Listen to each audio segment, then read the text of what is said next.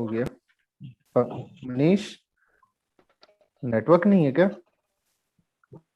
नहीं आवाज sir. Cut रही है तुम्हारी। हाँ चलो, मेरी आवाज आ रही है ना? यार, हाँ हाँ ठीक है, सुन लो, हो गया। अपना माइक ऑफ कर दो क्योंकि तुम्हारे माइक से फ्लक्चुएशन हो रहा है साउंड का। तो मैं वही देख रहा था कि ये टॉपिक खत्म कर लेते हैं, और ये सिर्फ अभी तुम लोग जो मुझे कॉल कर रहे थे ना, श्रेय और पंकज, तो मैं सोचा कि यार कंप्लीट करा जाए कोर्स। बाकी यादव जी से मुझे अभी तक कुछ ऐसा रिस्पॉन्स नहीं आया है कि पढ़ाओ या ना पढ़ाओ करके, और ना साजदा मैम को कोई रिस्पॉन्स मिल रहा है। वो लोग तो पता नहीं क्या चाह रहे हैं। तो हमने ये जो टूल्स वाला टॉपिक था कि ग्राइंडिंग के लिए प्रोसेस, तो हमने वो सारी चीजें मैं आप लोगों को समझाया भी था पहले। जैसे फर्स्ट वाला जो, ये सेकंड वाला दिया है कि हटाए जाने वाले स्टॉक की मात्रा मतलब मटेरियल को कितनी ज्यादा मात्रा में रिमूव करना है। तो ये ग्राइंडिंग व्हील का सिलेक्शन जो शुरू में बताया था मैं फर्स्ट दिन ही, कि ग्राइंडिंग व्हील का सिलेक्शन कैसे करेंगे, तो ये उसी पर के सारे टॉपिक है। तो ये कल भी चीजें कंप्लीट हो गई थी, फिर भी एक बार रिपीट कर दे रहा हूँ कि देखो, ग्राइंडिंग व्हील को हटाए जाने वाले स्टॉक की मात्रा मतलब कि आपको ज्यादा मात्रा में मटेरियल निकालना है कि कम मात्रा में मटेरियल निकालना है। तो ये डिपेंड कब करेगा कि व्हील की क्वालिटी क्या करना है, तो व्हील का ड्रेस स्ट्रक्चर क्या करना है। व्हील का स्ट्रक्चर क्या रहेगा, अगर व्हील रफ व्हील रहेगा तो ज्यादा मटेरियल निकालेगा, स्मूथ व्हील है तो कम मटेरियल निकालेगा। तो ये आ जाएगा आपका हटाए जाने वाले स्टॉक की मात्रा के।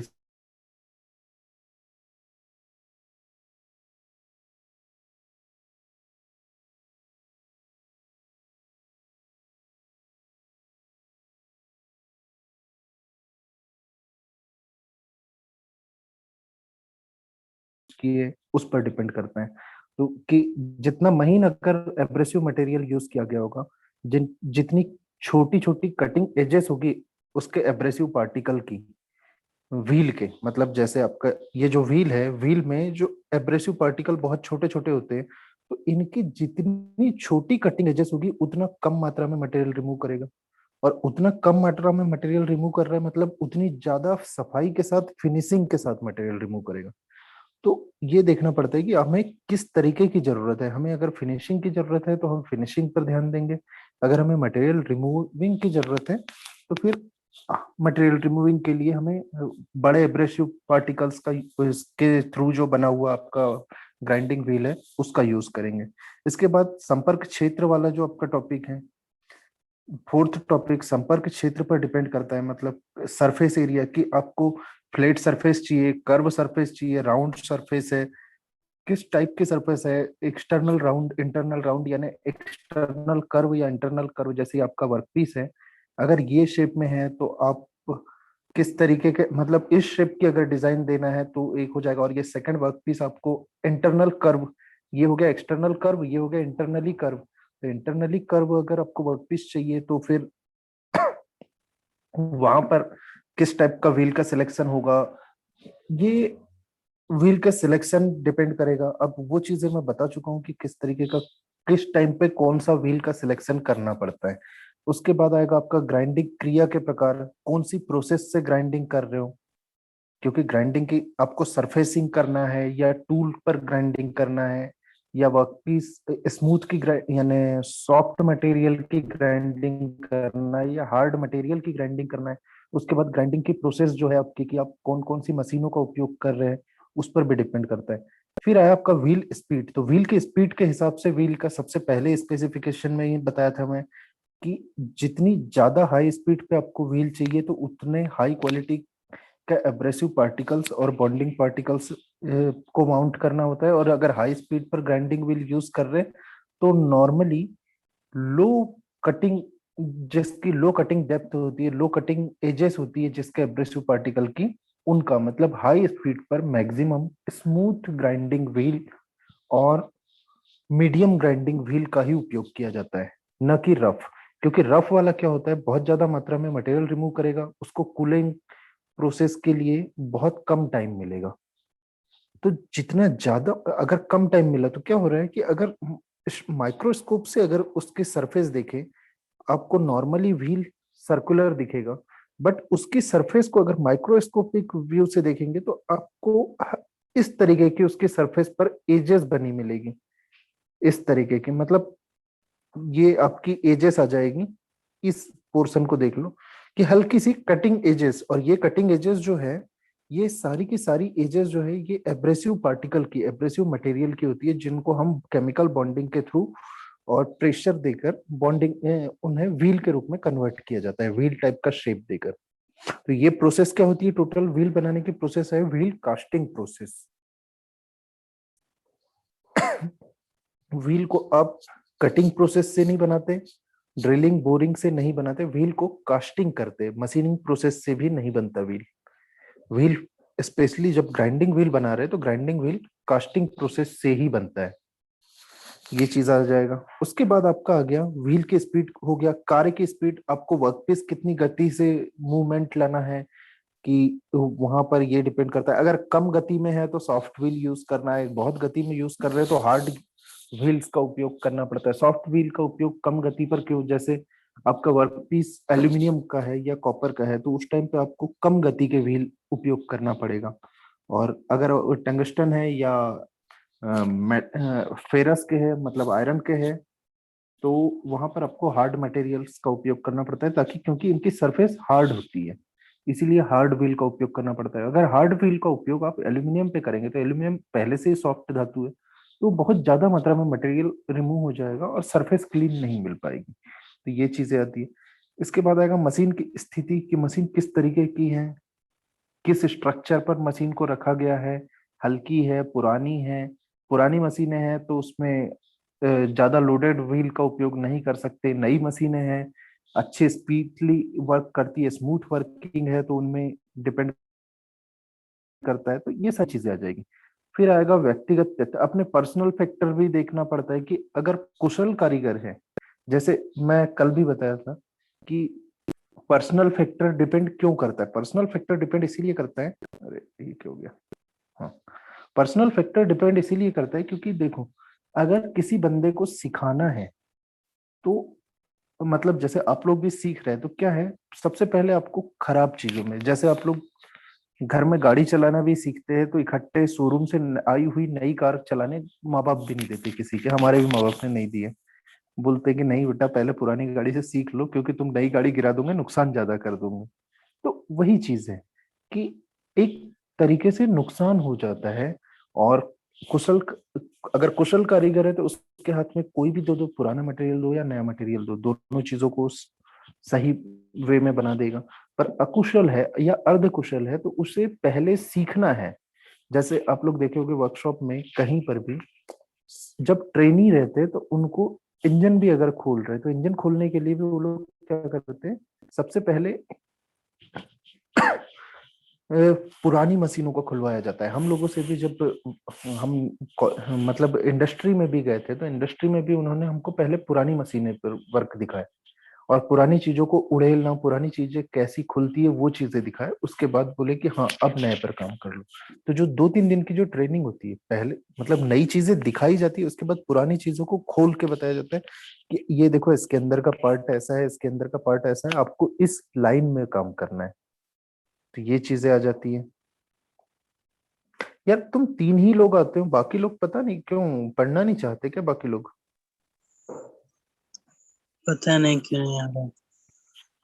हाँ, क्या है, 5-6 लोग रहते हैं तो अच्छा तो भी लगता है। 3 लोग में ये है कि पढ़ाना तो ठीक है, मैं तो पढ़ाने के लिए बैठा हूँ, पर वही है कि अब नुकसान होता है फिर बाकियों का। पर ठीक है, कोई दिक्कत नहीं, मुझे तो पढ़ाना है ऑलरेडी। मेरे को कौन सी, हाँ बोलो ना। हेलो।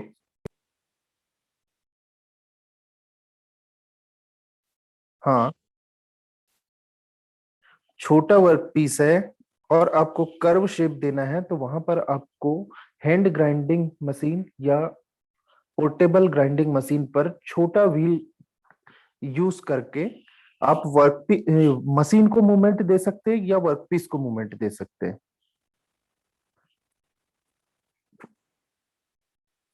हाँ हाँ, व्हील के साइज डिफरेंट डिफरेंट आते हैं। और क्या होता है, व्हील की थिकनेस पर भी डिपेंड करता है।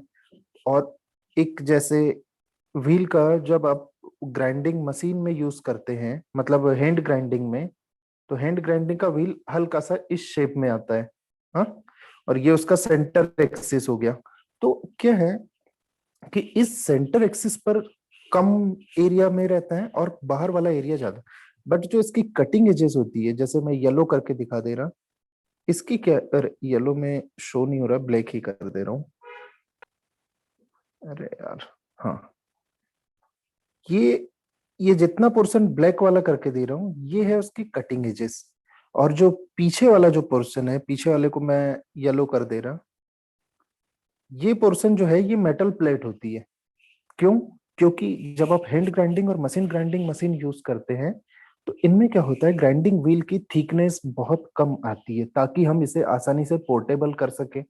इन हैंड ग्राइंडिंग और पोर्टेबल ग्राइंडिंग मशीन जब आप यूज करते हैं, तो क्या होता है, हमें पोर्टेबल करना है, मतलब हमें लोड कम करना है। अब व्हील का लोड कम कर रहे हैं, तो व्हील की हमने थिकनेस कम की है, ज्यादा मटेरियल एब्रेसिव पार्टिकल जोड़ेंगे, तो वो हमारी थिकनेस बढ़ जाएगी। तो इस थिकनेस को कम करते हैं। थिकनेस कम करने के लिए हम क्या करते हैं, पीछे एक मेटल प्लेट और उसके एक पोर्शन पर एब्रेसिव पार्टिकल्स को माउंट करा दिया जाता है, कास्ट कर दिया जाता है बॉन्डिंग केमिकल के थ्रू। अब क्या हो रहा है कि हमें, आपका कहना है कि आपके पास छोटा वर्क पीस है, मान लो जैसे ये कोई वर्क पीस है, इस टाइप का छोटा वर्क पीस में कर्व शेप काटने की बात कर रहे हो ना। तो क्या है कि इस शेप में अगर आपको इस वर्क पीस में ये इतना जो ब्लैक वाला जो कर्व शेप है, इसकी कटिंग करना है, ये पोर्शन की, मतलब इस भाग की अब कटिंग करना है, ये भाग लाना है इस येलो वाले वर्क पीस में। तो आप क्या करेंगे, ये आपकी जो ग्राइंडिंग व्हील है, तो ग्राइंडिंग व्हील जो आपका होगा एक्चुअली,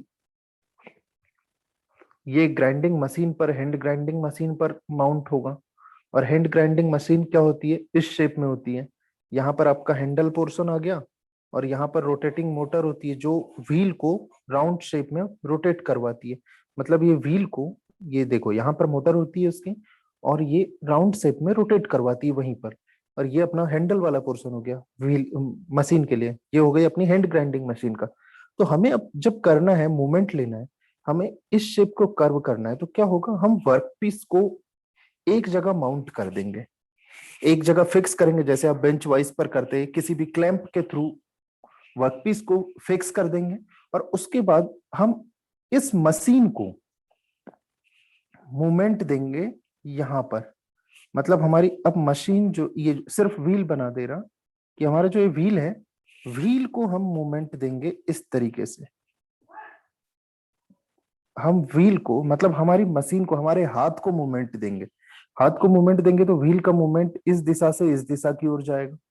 तो फिर हम ये देखते हैं, अब व्हील में क्या है, एक जो कटिंग एजेस है, सॉरी, ये वाला, ये पोर्शन जो हमारा दिख रहा है, ये यहाँ पर कटिंग एजेस है, और ऊपर भी कटिंग एज दी हुई है इसमें, मतलब एब्रेसिव पार्टिकल है। तो नीचे वाले भी, मतलब एक उसके अक्ष पर भी, उसकी परिधि पर भी, मतलब व्हील क्या है, एक गोल है, ये एक गोलाकार भाग है व्हील का। अब व्हील की इस परिधि पर भी एब्रेसिव पार्टिकल है, और इस फ्लैट सरफेस पर भी एब्रेसिव पार्टिकल है। तो हमें क्या करना है कि इस परिधि पर जो एब्रेसिव पार्टिकल है, मतलब यहां पर जो परिधि पर एब्रेसिव पार्टिकल है, उनके द्वारा हम व्हील की कटिंग करेंगे। और ये मतलब हमारे जो वर्कपीस है, वर्कपीस की कटिंग करेंगे। और वर्कपीस की जो ग्राइंडिंग, मतलब एब्रेसिव पार्टिकल क्या होता है, बहुत कम मात्रा में मटेरियल रिमूव कर रहा है, और वो मटेरियल कट भी करते जा रहा है, मतलब काटेगा रिमूव करेगा, काटेगा रिमूव करेगा। तो हमें क्या हो रहा है, ग्राइंडिंग प्रोसेस दे रहा है। और ग्राइंडिंग क्या होती है, फिनिशिंग के साथ काम करती है। तो वो फिनिशिंग के साथ कर्व शेप देने का काम कर रहे हैं। अब कर्व शेप हम कैसे दे रहे हैं, मशीन को मूवमेंट दे रहे हैं। मतलब ये जो हमारी मशीन है, इसे हम मूवमेंट देंगे वर्कपीस को क्लैंप करके, क्लैंपिंग डिवाइस का यूज करेंगे और वर्कपीस को क्लैंप करेंगे। अब आपका जिस तरीके का वर्कपीस है, उस हिसाब से आप क्लैंप्स का यूज करेंगे, कि आपको वी क्लैंप यूज करना है, यू क्लैंप यूज करना है, या फ्लैट क्लैंप यूज करना है, या सी क्लैंप यूज करना है। वो डिपेंड करेगा आपके वर्कपीस का साइज क्या है, वर्कपीस का शेप क्या है। नहीं तो यू क्लैंप में आप फ्लैट वर्कपीस को नहीं फंसा सकते, वी क्लैंप में भी फ्लैट वर्कपीस को नहीं फंसा सकते। वी और यू क्लैंप ये सर्कुलर वर्कपीस के लिए ही है, हॉरिजॉन्टल और वर्टिकली पकड़ने के लिए। बट क्या है कि वो तो वो चीजें आप बेसिक चीजें पढ़ चुके हैं, आपको पता है कि कहाँ किस क्लैंप का यूज करना है, किस टाइप की हमें वर्कपीस को पकड़ने के लिए। तो उसके बाद हमने वर्कपीस को माउंट कर दी। अब हमें क्या है, ये जो मशीन है, मशीन को तो हम ग्राइंडिंग मशीन को हम हैंड से रोटेट कर रहे हैं।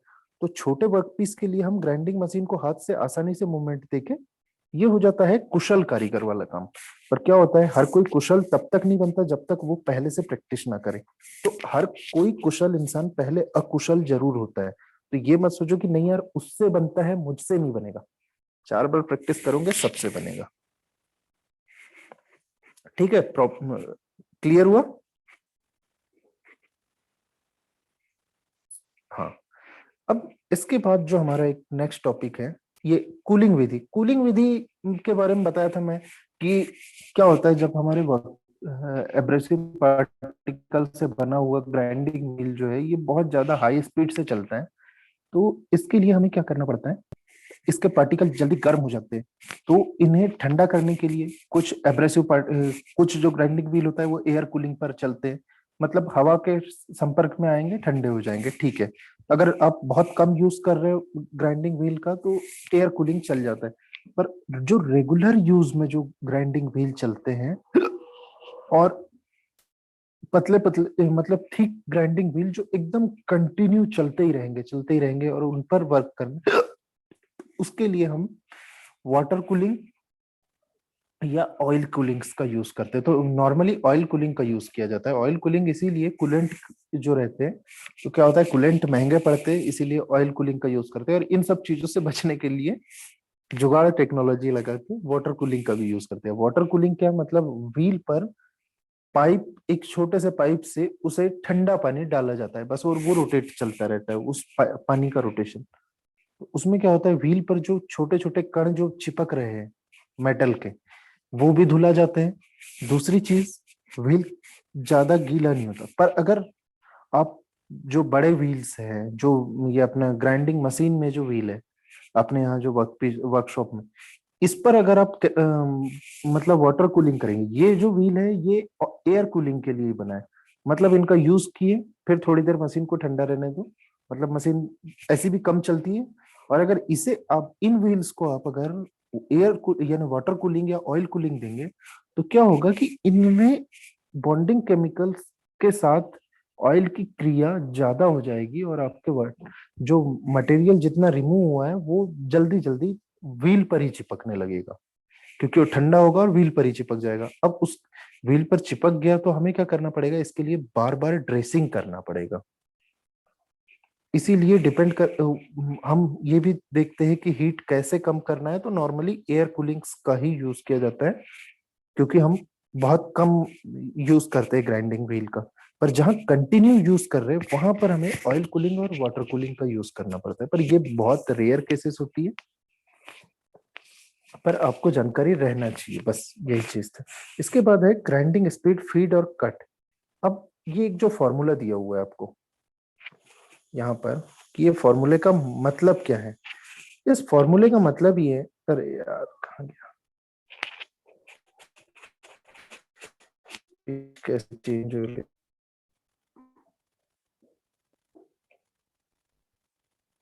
हाँ, ओके, ठीक है। ये जो फॉर्मूला जो है आपको कि v equal to pi D N upon 1000 × 60, ये क्या है कि आप जब चेक करेंगे कि व्हील की स्पीड, सरफेस स्पीड, इसे मीटर प्रति सेकंड में व्यक्त किया जाता है। देखो v क्या हो गया, सरफेस स्पीड। सरफेस स्पीड मतलब ये डिपेंड करेगा, जैसे आपका जो व्हील है, ये जो व्हील है आपका ग्राइंडिंग व्हील, ये ग्राइंडिंग व्हील जिस आरपीएम से घूमता है, जिस रोटेशन पर मिनट से घूमता है, ये, उसके बाद हम इसका टोटल डाया देखते हैं। अरे इसमें ब्लैक ही करना पड़ेगा। हाँ, हम क्या देखते हैं, ये हो गया डाया, ये हो गया उसका आरपीएम। तो हम क्या देखते हैं, मतलब रोटेशन की अगर बात कर रहे हैं तो आरपीएम में हो गया। टोटल हमने डाया देखे। अब डाया से निकल गया हमें रेडियस, क्योंकि हम जो व्हील का स्पेसिफिकेशन चेक करते हैं तो उसमें डायामीटर रहता है, डायामीटर इन एमएम या डायामीटर इन सेंटीमीटर। तो जब आप डायमीटर मैक्सिमम जब आप देखेंगे तो डायमीटर इन mm में ही ऑर्डर किया जाता है। तो क्या होता है कि डायमीटर की बात कर रहे हैं व्हील के, सॉरी, व्हील के डायमीटर की बात कर रहे हैं। व्हील का डायमीटर जब आप चेक करते हैं तो व्हील की परिधि, परिधि कैसे निकालते हैं हम? वृत्त की परिधि निकालते हैं 2πr। मतलब किसी, देखो क्या हो रहा है, वृत्त की टोटल लंबाई हमें चेक करना है कि एक पॉइंट अगर इस जगह पर है तो उसे पुनः इसी जगह पर आने के लिए कितनी दूरी तय करना पड़ेगा, ये देखते हैं ना। तो उसमें दूरी कितनी तय करता है वो, मतलब हमने अगर टूल यहां सर एक बार अगर लगा दिए तो ये टूल को कितना टाइम लगेगा, यानी कितनी दूरी तय करना पड़ेगा कि फिर से वो अपनी पुरानी टच की हुई जगह पर ही रहे। तो क्या होगा, व्हील तो आरपीएम में घूम रहा है, हमने टूल इस पॉइंट पे पॉइंट आउट किए, तो हमने क्या कर रहे हैं, ये टोटल वो एक रोटेशन के लिए जितना भी एरिया, मतलब जितनी उसकी परिधि है, तो परिधि की लंबाई, सरफेस की मीटर, एक मीटर मतलब ये हो गया v, सरफेस की स्पीड, और निकालना हमें क्या पड़ता है, सिर्फ सरफेस की स्पीड, कि कितनी गति से सरफेस पर उस पॉइंट की, उस व्हील की मतलब उस टूल के द्वारा कितनी गति से मटेरियल रिमूव हो रहा है। तो ये चीज हो गया। अब क्या हो रहा है, इसके लिए हम क्या करते हैं, 2πr वृत्त की परिधि निकालते हैं। तो v जो निकालना रहता है सरफेस स्पीड, उसका फॉर्म, अब स्पीड देखो हमने क्या किया, मीटर निकालना है, तो मीटर निकालने के लिए तो हमने 2πr कर दिए, पर प्रति सेकंड, अब यहाँ पर हजार और 60 क्यों आया, ये चीज समझना है आपको।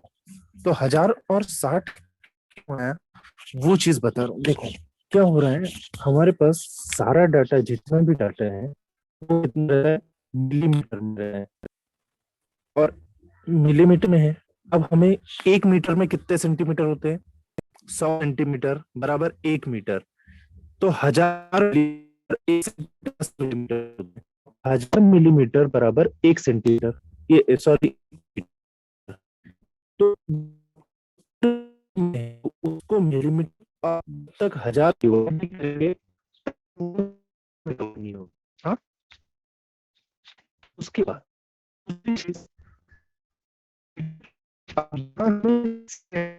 क्या हो रहा है, मीटर पर सेकंड होते हैं, रोटेशन पर मिनट, मतलब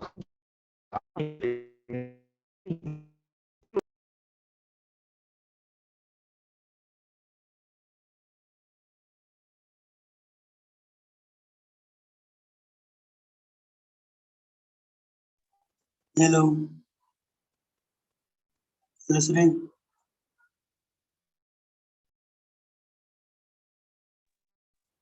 वीरेंद्र।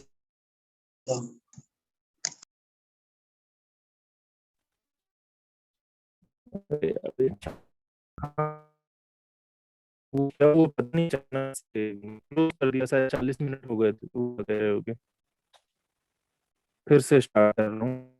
तो ही क्या है ये चीज, फॉर्मूला आया कहाँ से और क्यों आया, इसमें मैं लाना चाह रहा हूँ आप लोगों को। अरे यार ये शेयर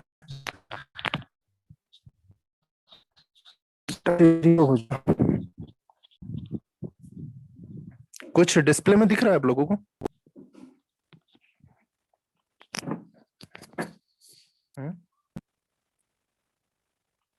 श्रेय कुछ डिस्प्ले में,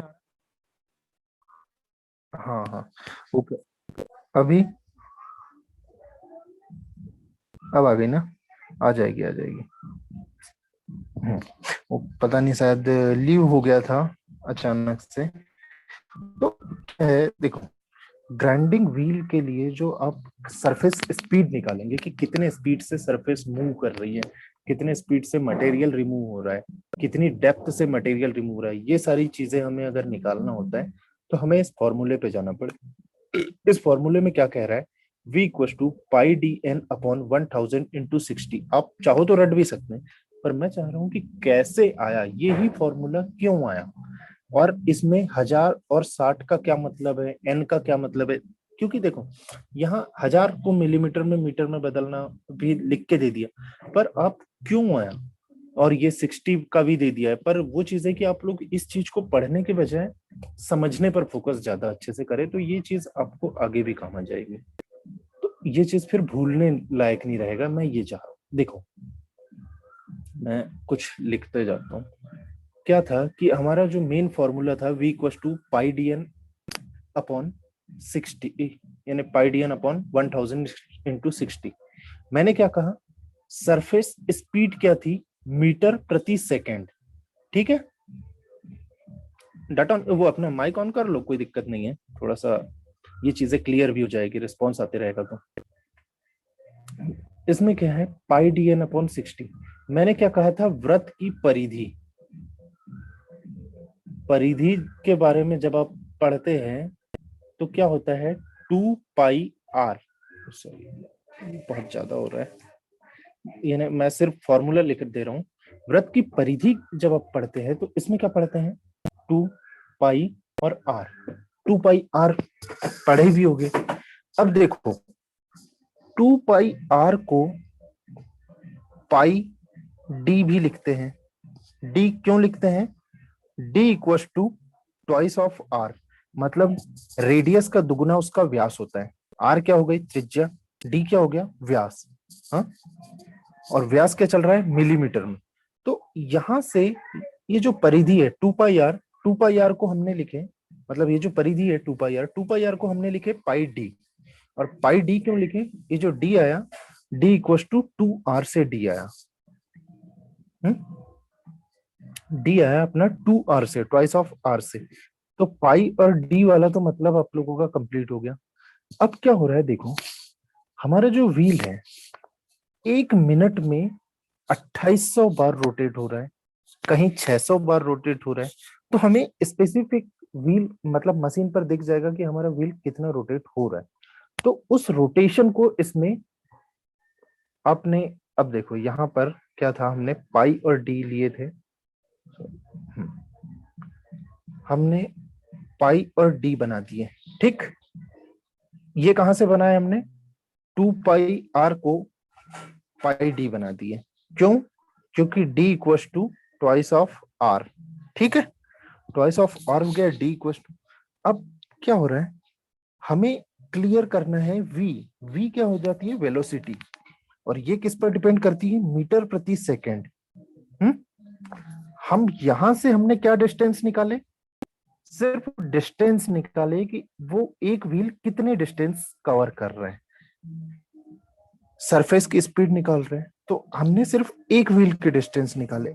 एन क्या हो गया कि हमारे पास एक व्हील जो है 1 मिनट में बहुत सारे रोटेशन कर रहा है, तो हमने उसका टोटल आरपीएम जितना है, मशीन के स्पिंडल क्या हो रहा है 2800 आरपीएम में चल रहा है, तो हमने उस चीज को एन किए। अब क्या हो गया, एन, हमने डी जो था, हमने जो भी डी लिए थे, हमने डायमीटर लिए थे एमएम में, और हमारी जो v की वैल्यू क्या होती है, मीटर प्रति सेकंड में, और n की वैल्यू क्या है, मीटर प्रति मिनट में, रोटेशन प्रति मिनट में। तो पहले मिनट को हम जब सेकंड में कन्वर्ट करेंगे, तो मिनट को सेकंड में कन्वर्ट करने के लिए हमें क्या करना पड़ता है, 60 का डिवाइडेशन करना पड़ेगा। तो हमने 60 का डिवाइड कर दिए। इसके बाद हमें क्या दिख रहा है, ये एमएम में है, मतलब हमारे पास डी की वैल्यू मिलीमीटर में है, तो डी की वैल्यू को मिलीमीटर को मीटर में कन्वर्ट करना है। तो हम क्या करेंगे, इसमें 1000 का मल्टीप्लिकेशन कर देंगे, ये चीज हो गया। तो अब जो आपका फॉर्मूला बना, इस टोटल स्क्रीन को अगर देखेंगे तो हमने चेक किए सबसे पहले परिधि, परिधि क्या होती है, वृत्त की परिधि 2 पाई आर, मतलब व्हील की जो आउटर सरफेस है हमने उसे नापे। उसे नापने के लिए 2 पाई आर हमने, अब देखो आसपास टेप लगा के तो नहीं नाप सकते, तो हमने क्या किया, उसको डाया के हिसाब से नापे। और डाया क्या था, रेडियस, रेडियस में ऑलरेडी दिया हुआ था, तो रेडियस से हमने डाया निकाले, और ये हो गया हमारा पाई डी। 2 पाई आर को हमने पाई डी में कन्वर्ट किया। पाई डी के बाद क्या देखे हमने कि वो रोटेट कर रहा है, व्हील जो है हमारा 1 मिनट में बहुत ज्यादा बार रोटेट कर रहा है, और हमारा जो वर्क पीस वी की वैल्यू निकाल, सिटी की जो वैल्यू निकालना है, ये क्या निकालना है, सरफेस स्पीड की मीटर प्रति सेकंड में निकालना है। तो हमने उस चीज पर क्या देखें कि व्हील दिखाए और हमें अब टाइम काउंट करना था। टाइम काउंट हमारा कहाँ हो रहा था? रोटेशन प्रति मिनट में, कितने रोटेट हमको करना है, कितने एक मिनट में कितनी अच्छे से रोटेशन लेना है। तो हमने पाई डी एन किए। उसके बाद हमें क्या देखना है, हम क्या होता है यहाँ सब पूरा खेल जो है मात्रकों का खेल है। अगर आपको मात्रकों का कन्वर्सेशन आता है, मतलब कन्वर्ट करना आता है, तो आपको सारे फॉर्मूले, जितने भी मैकेनिकल फॉर्मूले हैं, मैथमेटिकल फॉर्मूले हैं, ये सारे आसानी से समझ में आने लगेंगे। याद करने की जरूरत नहीं पड़ती। हर एक चीज कहाँ से क्या आया वो चीजें समझ जाओगे तो आप भूलोगे नहीं, और अगर भूल भी गए तो आसानी से खुद से फॉर्मूला निकाल सकते हैं। अरे यार इसका फॉर्मूला ये होगा, क्योंकि हमने ऐसे से ऐसा निकाल सकते ये पढ़े थे। तो ये चीज है, मैं चाह रहा हूँ कि हर एक चीज कहाँ से आया, भूल भी गए तो कैसे याद रखोगे वो पढ़ लो। उसके बाद हमने क्या किए, रोटेशन था, एन मीटर प्रति मिनट में था, मिनट को हमने सेकंड में कन्वर्ट किए और मिलीमीटर को हमने मीटर में कन्वर्ट किए, और आपका फॉर्मूला कंप्लीट हो गया। ठीक है, अब तो नहीं भूलोगे इस फॉर्मूले को, क्योंकि इस पर न्यू टाइप्स आते हैं। नहीं बोलेंगे। हाँ, ये कुछ चीजें जो रहती है इन पर ध्यान देना पड़ता है। वैसे नेक्स्ट टॉपिक क्या दिया हुआ है आपको, ग्राइंडिंग व्हील के टाइप्स दिए हुए और व्हील के स्पीड। यहाँ पर ये चीज दे दिया, अब दे दिया है ग्राइंडिंग व्हील के मटेरियल्स के बारे में। आप लोग जो एब्रेसिव मटेरियल के बारे में बात कर रहे थे कि किस टाइप के ग्राइंडिंग व्हील बनेगा, किस मटेरियल के लिए, किस तरीके के टूल के लिए। यहाँ पर देखो ग्राइंडिंग व्हील के प्रकार दिया है कि डिफरेंट डिफरेंट टाइप्स के। शुरू से आप लोग सिर्फ अभी तक क्या पढ़ रहे थे, शेप के हिसाब से। साफ नहीं दिख रहा यार, फिर भी कुछ तो समझ में आ रहा होगा। नहीं आ रहा है तो मैं पढ़ते चल रहा हूँ हर एक चीज। देखो फर्स्ट वाला जो दिया हुआ है आपका, कि rough grinding wheel vitrified bond के साथ। अब यहाँ पर विट्रीफाइड बॉन्ड, देखो ये क्या हो रहा है, मैंने जो आप लोगों को बताया था स्टार्टिंग में ही कि बॉन्डिंग केमिकल्स यूज कर रहे हैं, डिफरेंट डिफरेंट टाइप्स के बॉन्ड यूज कर रहे थे। और बॉन्ड के स्पेसिफिकेशन भी आया था कि जी यानी IJKLM, ये आपके 5 टाइप के बॉन्ड थे। मतलब इस व्हील का विट्रीफाइड जो बॉन्ड के साथ है, विट्रीफाइड बॉन्ड का मतलब है, मैं एक छोटा सा डायग्राम बनाते रहूं। ये आपका जो बॉक्स है, रफ ग्राइंडिंग व्हील का मतलब है कि आपके जो एब्रेसिव पार्टिकल्स है ये बड़े होंगे। जैसे रफ आपकी रफ फाइल थी, तो रफ फाइल और बस्टर्ड फाइल में क्या हो रहा था कि आपके जो कटिंग एजेस थी वो बड़ी बड़ी थी, दांते बड़े थे और दूर दूर थे। तो वैसे ही रफ ग्राइंडिंग व्हील में क्या हो रहा है, जैसे आप स्पेसिफिकेशन बना रहे हैं तो उसमें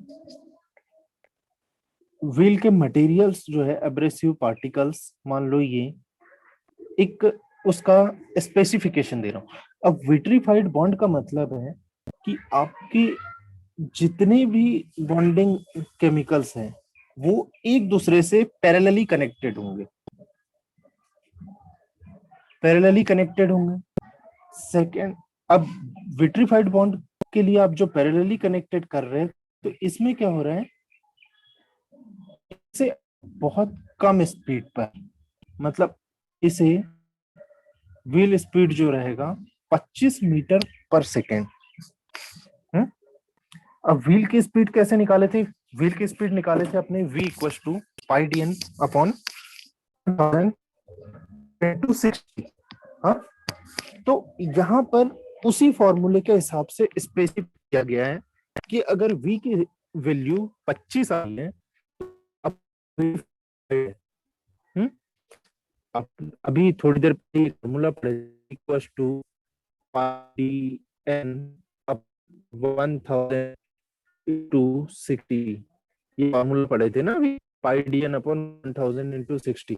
तो अब 1000 इंटू 60 इस मतलब ही था कि v की वैल्यू दे रहा था, यहाँ पर इसको दे रहा है कि मीटर प्रति सेकंड।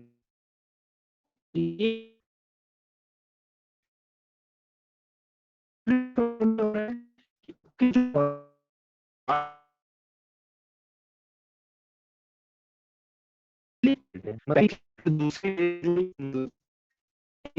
जो उसके बाद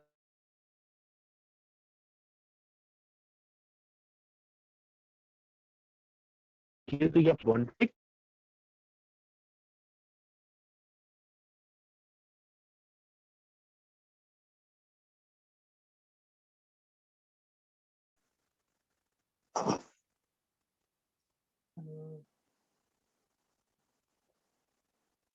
हेलो सर। हाँ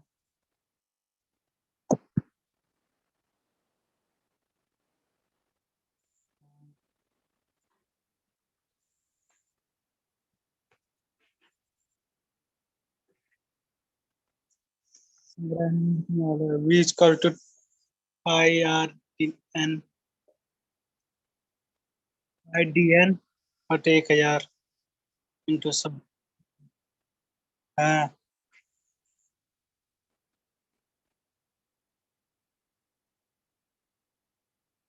1000 इंटू।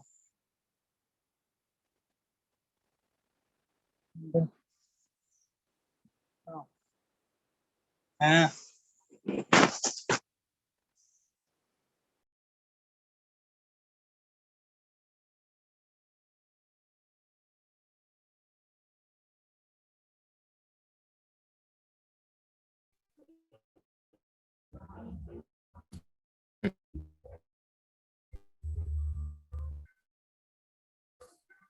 कब विट्रिफाइड बॉन्ड हमने पढ़े थे रफ ग्राइंडिंग।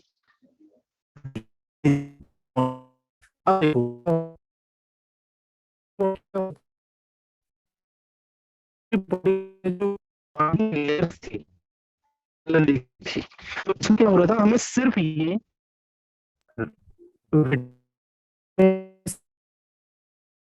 अगर इसका एक प्रॉब्लम क्या है कि इसे 25 जो वीक स्पीड थी ये 25 हम थे, मतलब 25 के से क्यों रखी थी? अगर इसकी वैल्यू ज्यादा देंगे तो विट्रिफाइड बॉन्ड के कारण यहाँ पर भी है, तो वो सारी की सारी हो गया।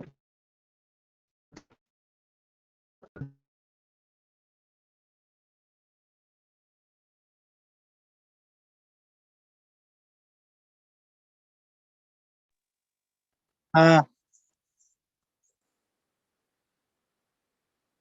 नहीं, मेरे भी नहीं कर करके आती है।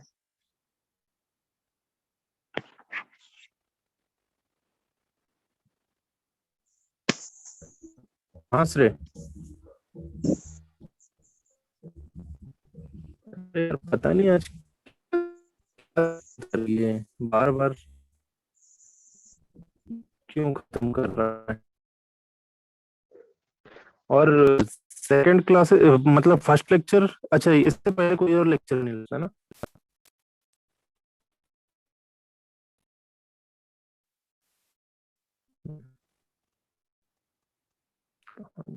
डिस्प्ले में तो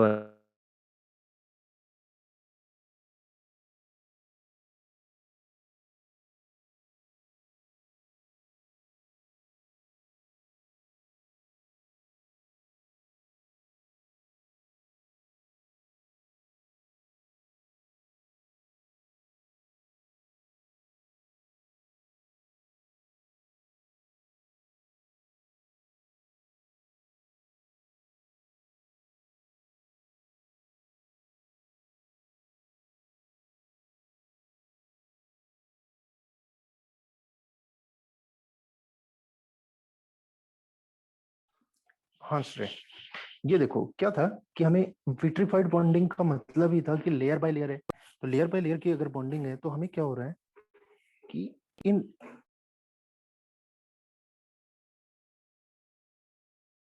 हो रहा था कि अगर यहाँ पर भी एक हल्का सा ब्रेकेज आया तो आपकी ये पूरी लेयर खराब हो जाएगी। अब पूरी लेयर मतलब देखो क्या हो रहा है, यहाँ हल्का प्रॉब्लम आया, लेयर खराब हो गई, अब हमारे पास 2 ही लेयर बची। फिर आया तो फिर प्रॉब्लम आई, तो मतलब फिर से एक लेयर खराब होगी, तो हमारे व्हील ही टोटली खराब हो जाएगा। इसीलिए इसे हम बहुत हाई स्पीड पर नहीं चलाते। इसके बाद क्या होता है कि हमारा जो सेकंड है कि रेजिनाइड जो बॉन्ड के कारण, रेजिनाइड बॉन्ड क्या होता है, इसका मैं स्ट्रक्चर बना दे रहा। विट्रीफाइड में क्या हो रहा था हमारा, ये विट्रीफाइड में हमें पैरेलल कनेक्शन था, पर रेजिनाइड बॉन्डिंग में क्या हो रहा है कि हमारे जितने भी बॉन्डिंग पार्टिकल्स हैं वो एक दूसरे से मजबूती से जुड़े रहते हैं। हाँ, ये इस तरीके से मजबूती से जुड़े हैं सारे के सारे।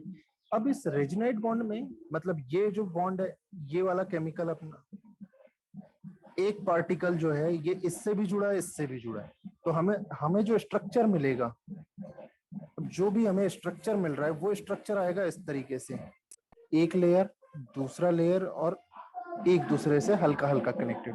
अब क्या हो रहा है कि व्हील में जब रेजिनाइड बॉन्डिंग हम देंगे तो इसमें क्या हो रहा है, हम इसे हाई स्पीड से और ज्यादा चला सकते हैं। दूसरी चीज इसमें एक और काम रहता है कि जब आप बॉन्डिंग दे रहे हैं तो आपको अगर यहाँ ब्रेकेज आया तो क्या होगा कि आपका सिर्फ इतना पोर्शन को रिमूव करके इतने को ही मेंटेन करना पड़ेगा, बाकी पोर्शन में बाकी लेयर में खराब नहीं होगा। और विट्रीफाइड में क्या हो रहा था कि आपकी 3 लेयर है मान लो, तो इसमें क्या था कि अगर इस एक पर भी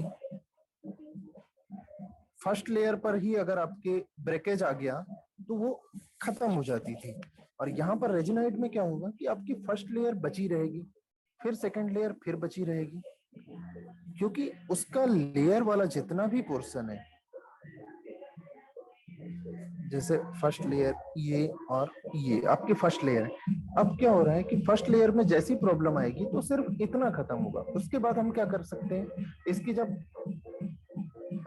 मटेरियल प्रोसेस करते हैं और सिंटरिंग प्रोसेस जब की जाती है तो उस टाइम पे हम इसे फिल अप कर सकते हैं, तो इसमें हमारा ग्राइंडिंग व्हील खराब नहीं होगा, ग्राइंडिंग व्हील ज्यादा यूज में आ सकता है। ये चीज आ गया विट्रीफाइड और रेजिनाइड, ये दोनों चीजें क्लियर हो गई होगी। फिर थर्ड जो है आपका कि surface grinding wheel vitrified bond के साथ, देखो रफ ग्राइंडिंग व्हील का था तो बॉन्डिंग, रफ ग्राइंडिंग व्हील है तो 25 तक की उसकी वी की वैल्यू 25 आ गई थी रफ ग्राइंडिंग व्हील में विट्रीफाइड में, और रफ ग्राइंडिंग व्हील में रेजिनाइड में वी की वैल्यू 45 आ गई थी।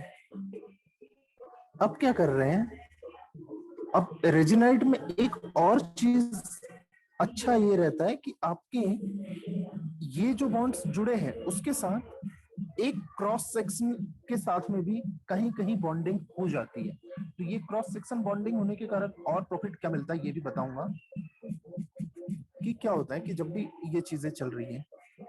अब यहाँ पर आ गया कि हमारा इंटरनल ग्राइंडिंग, देखो रफ ग्राइंडिंग के लिए जो आपका ग्राइंडिंग व्हील है उसका जो ग्राइंडिंग मटेरियल है, रफ ग्राइंडिंग के लिए ग्राइंडिंग व्हील का जो मटेरियल है ये काम खत्म, मतलब बड़े बड़े मटेरियल्स यूज करेंगे और रफली ज्यादा मेटेरियल रिमूव कर सकें। सरफेस ग्राइंडिंग के लिए हम क्या करते हैं, अगर हमें सरफेस ग्राइंडिंग व्हील यूज करना है तो सरफेस ग्राइंडिंग व्हील के बारे में बताया था मैं, फ्लैट होगा, मतलब इसकी जो एजेस होगी फ्लैट होगी, और इस तरीके से भी इस सरफेस पर भी और ये सरफेस पर भी नॉर्मली वर्क में ला सकते हैं। इसके बाद क्या हो रहा है, internal grinding wheel, internal grinding wheel में होता है विट्रीफाइड बॉन्ड। और अब internal grinding wheel vitrified bond क्यों, क्योंकि हमें जब आंतरिक भागों पर वर्क करना है, जैसे आपके पास कोई वर्कपीस है इस तरीके से अजीब से शेप में, अब इसके आंतरिक भागों को मतलब इन भागों पर ग्राइंडिंग करना, इन भागों पर, तो क्या होता है हम यहाँ आंतरिक भागों में गहराई के कारण तापमान ज्यादा स्पीड से, मतलब अगर हम बहुत हाई स्पीड से ग्राइंडिंग मशीन को और ग्राइंडिंग व्हील को रोटेट करेंगे तो क्या हो रहा है, आंतरिक में हमें कूलेंट की व्यवस्था नहीं होती, बाहरी है तो बाहरी वातावरण और हवा के कांटेक्ट से जल्दी ठंडा हो जाता है, पर आंतरिक में जल्दी ठंडा नहीं होता। इसीलिए हम क्या करते हैं, विट्रीफाइड बॉन्ड के केमिकल बॉन्डिंग व्हील का यूज करते हैं। विट्रीफाइड बॉन्ड में क्या होता है कि इसे लो स्पीड पर वर्क करना पड़ता है, मतलब ज्यादा स्पीड पर वर्क नहीं करना है, तो इसका क्या होता है, विट्रीफाइड बॉन्ड में यूज कर रहे हैं मतलब 20 से 25, ये 20 से 25 में, आप 20 से 35 में यूज कर रहे हैं तो इंटरनली काम हो जाएगा। फिर आएगा centreless grinding wheel. Centreless grinding wheel का मतलब ये है कि अब ये व्हील अपने एक्सिस के अकॉर्डिंग नहीं घूमेगा। इसके बाद आएगा आपका सिलेंड्रिकल ग्राइंडिंग व्हील में विट्रीफाइड बॉन्डिंग। विट्रीफाइड बॉन्डिंग समझ गए हो, विट्रीफाइड और रेजिनाइल, ये दोनों बॉन्डिंग किस तरीके से होती है, एक पैरेलली होती है और एक क्रॉस सेक्शन होती है। तो ये आपके बॉन्डिंग केमिकल बॉन्डिंग एजेंट्स के कारण है। उसके बाद ये व्हील के टाइप्स हो गए। व्हील के टाइप्स क्या हो गए, rough grinding wheel, surface grinding wheel, internal grinding wheel, centreless. Cylindrical grinding wheel का शेप ही सिलेंड्रिकल होगा। उसके बाद cutting of wheel. Cutting of wheel का मतलब है कि जो आपको व्हील, कटिंग ऑफ व्हील का मतलब ये है, जैसे मैं कल भी बताया था कटर के बारे में, तो कटर के लिए हम लोग क्या कर रहे थे कटिंग ऑफ व्हील में, मतलब कटिंग ऑफ व्हील का मतलब है कि ऐसा ग्राइंडिंग व्हील जो दो अलग अलग पार्ट में तोड़ने, किसी भी वर्कपीस को दो भागों में विभक्त करने के लिए उपयोग किया जाता है, उस ग्राइंडिंग व्हील को कटिंग ऑफ ग्राइंडिंग व्हील कहते हैं। तो कटिंग ऑफ ग्राइंडिंग व्हील में क्या होता है कि आपकी जो ग्राइंडिंग सरफेस होती है, एब्रेसिव पार्टिकल की जो सरफेस होती है वो होती है आपकी यहाँ पर।